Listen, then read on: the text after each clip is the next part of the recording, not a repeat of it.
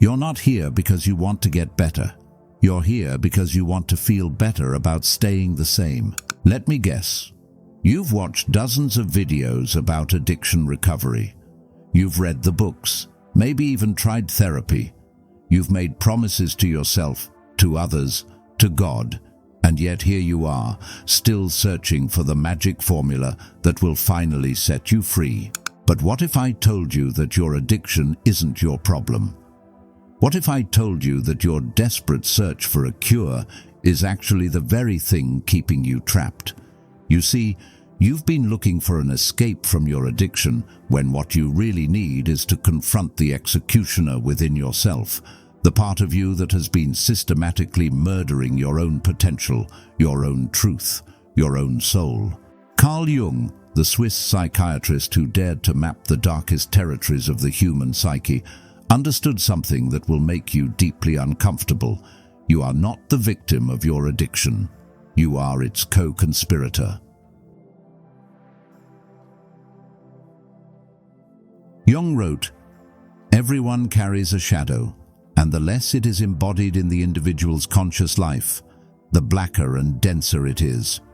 Your addiction isn't some foreign invader that hijacked your brain. It's your shadow, the part of yourself you've been trying to murder for years, finally demanding its due." Think about it. When did your addiction begin? Not when you first used a substance or engaged in compulsive behavior. It began the moment you decided that parts of yourself were unacceptable. The rage you were told to suppress, the sexuality you were taught to shame, the ambition you were guilted into hiding, the vulnerability you learned to armor against. Every time you chose to be good instead of whole, you fed the shadow. Every time you smiled when you wanted to scream, you gave it power. Every time you said, "I'm fine," when you were drowning, you made it stronger. Your addiction is your shadow's rebellion.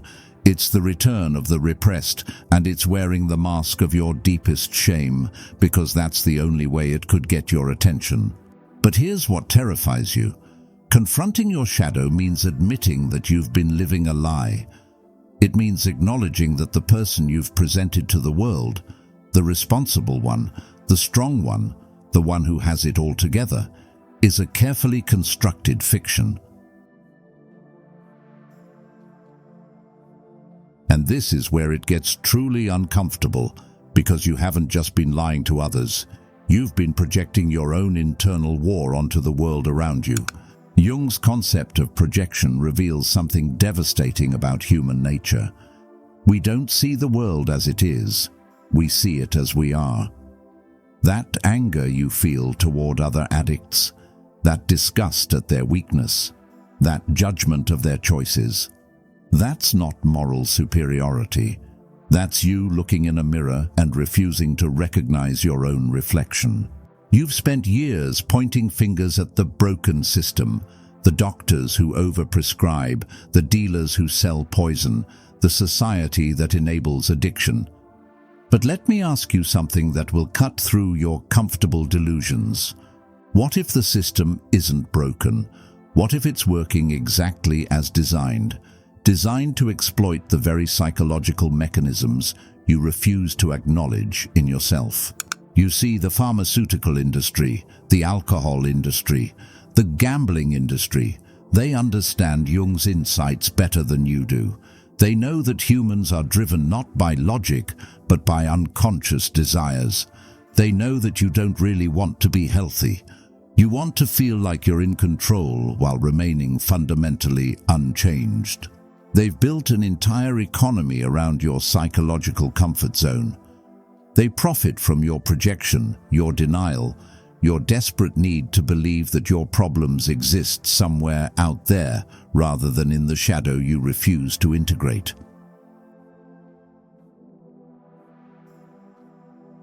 Jung called the process of becoming whole individuation, the journey of integrating all aspects of the self, including the shadow. But here's what he understood that you don't. Most people would rather die than individuate. They would rather live in the comfortable hell of their addictions than face the terrifying heaven of their own completeness. Why? Because individuation requires you to stop being a victim. It requires you to take responsibility not just for your actions, but for your unconscious motivations. It requires you to admit that you've been choosing your addiction day after day, moment by moment, because it serves a purpose you're too afraid to acknowledge. Your addiction is your excuse. It's your get-out-of-life-free card. It's the reason you don't have to show up fully, risk completely, love without reservation. As long as you can blame your failures on your addiction, you never have to confront the more terrifying possibility that you're capable of far more than you've ever dared to imagine. But capability requires responsibility. And responsibility requires facing the shadow. And facing the shadow requires admitting that you are both the prisoner and the jailer, the victim and the perpetrator, the one who suffers and the one who inflicts the suffering. The collective unconscious conspiracy.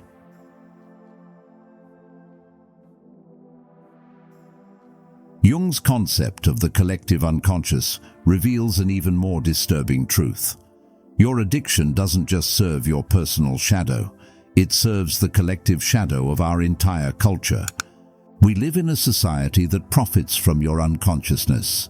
Your addiction makes you a better consumer, a more compliant worker, a more predictable citizen.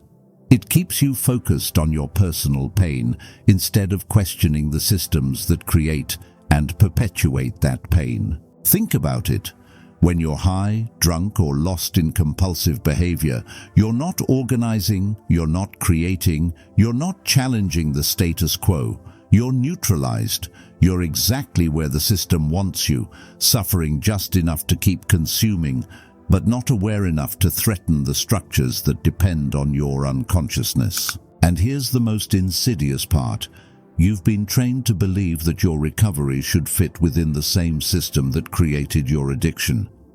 You've been taught to seek help from the very institutions that profit from your sickness. You've been conditioned to believe that healing means becoming a better version of the person who got addicted in the first place. But what if that person, the one who tried so hard to be good, to fit in, to meet expectations, what if that person was the problem all along?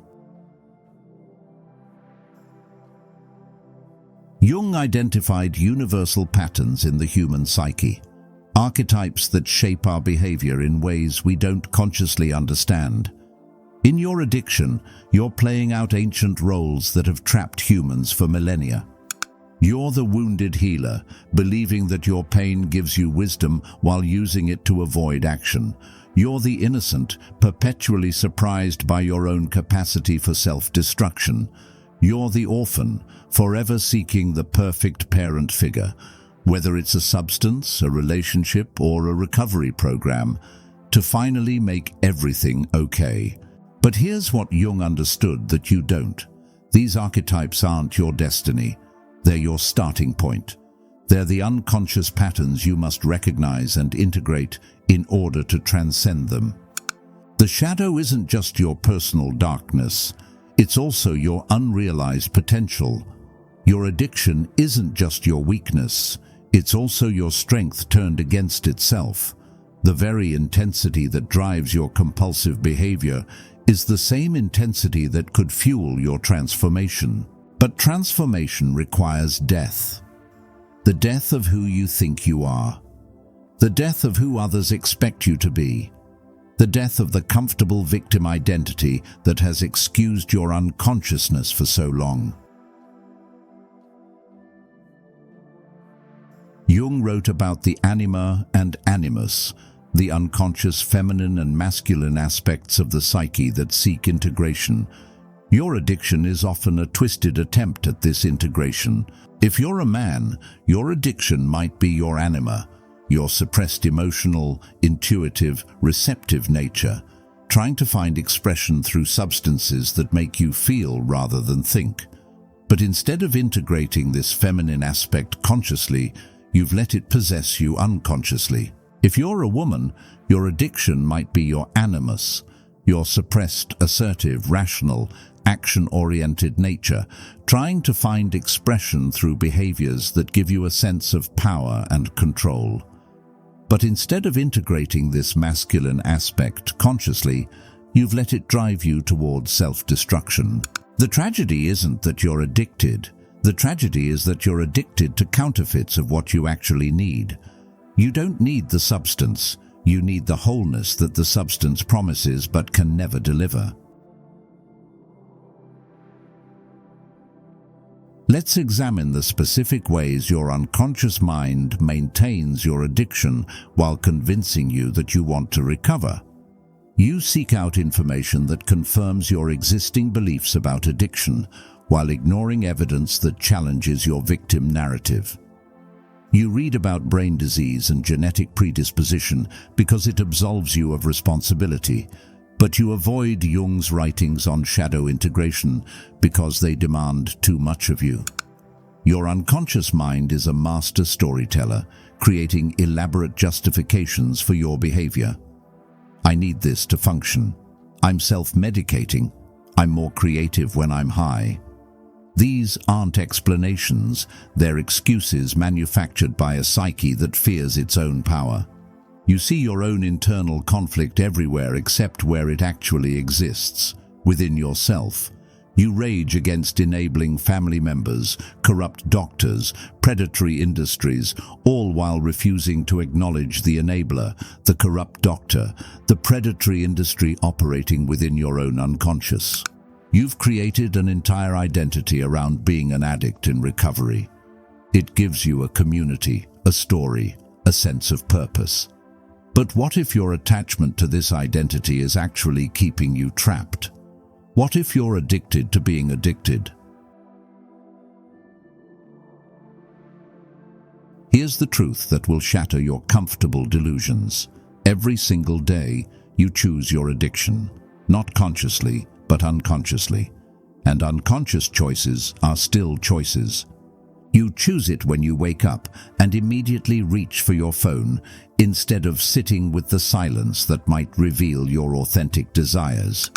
You choose it when you surround yourself with people who enable your unconsciousness, instead of those who challenge you to grow. You choose it when you seek therapy that makes you feel better about your problems, instead of therapy that actually solves them. You choose it when you read self-help books that promise easy answers instead of confronting the philosophical questions that have no comfortable solutions. You choose it when you pray for God to remove your addiction instead of asking what your addiction is trying to teach you. Most devastatingly, you choose it when you focus on managing your addiction instead of understanding why you need it. You've turned recovery into another form of addiction, an addiction to being in recovery, to having a problem to solve, to remaining broken just enough to avoid the terrifying responsibility of being whole. Jung wrote, "The privilege of a lifetime is to become who you truly are, but becoming who you truly are requires giving up who you think you are.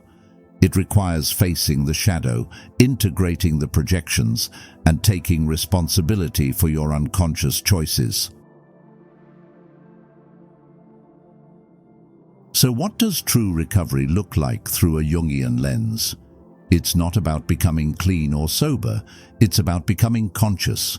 It's not about managing your addiction, it's about understanding what your addiction is trying to tell you about your unlived life. True recovery begins when you stop asking, "How do I get rid of my addiction?" and start asking, "What is my addiction trying to make conscious?" It begins when you stop trying to kill your shadow and start trying to integrate it. It begins when you stop projecting your internal conflict onto the world and start taking responsibility for your own unconscious processes. This is not a comfortable process. It will require you to face the parts of yourself you've spent years trying to escape. Take responsibility for your unconscious motivations. Give up the victim identity that has excused your unconsciousness. Confront the ways you've been complicit in your own suffering. Integrate the shadow aspects of your personality that you've denied. Stop seeking external solutions to internal problems. Embrace the terrifying possibility that you are capable of far more than you've ever imagined. Jung wrote, "The most terrifying thing is to accept oneself completely." Your addiction exists because you have not accepted yourself completely. You have divided yourself into acceptable and unacceptable parts, and your addiction is the price you pay for this division. But here's what Jung understood that you must learn. The shadow isn't your enemy, it's your teacher. Your addiction isn't your curse, it's your calling. Your suffering isn't your punishment, it's your initiation into your own completeness. So I'm going to leave you with a challenge that will either transform your life or prove that you're not ready to change. For the next 30 days, stop trying to fix your addiction. Instead, start trying to understand it. Ask yourself, what is this addiction trying to give me that I believe I can't have any other way? What parts of myself am I trying to escape through this behavior? What would I have to face if I couldn't numb myself anymore? Sit with these questions. Don't rush to answer them. Let them disturb you. Let them keep you awake at night. Let them shatter your comfortable self-image. Because until you're willing to be disturbed by your own unconsciousness, you'll remain trapped in it. Until you're willing to face your shadow, it will continue to control you from the darkness. Until you're willing to take responsibility for your unconscious choices, you'll keep making them. The path to freedom doesn't go around your shadow, it goes through it. The way out of your addiction isn't to transcend your humanity, it's to embrace it completely. Darkness and light, strength and weakness, consciousness and unconsciousness. Jung's final gift to you is this understanding. You are not broken, you are not diseased, you are not a victim. You are a human being in the process of becoming conscious, and your addiction is part of that process. The question isn't whether you can overcome your addiction. The question is whether you have the courage to become who you truly are. The mirror is in front of you. What are you going to do with what you see? The choice, as always, is yours, but now at least you can't pretend it's not a choice.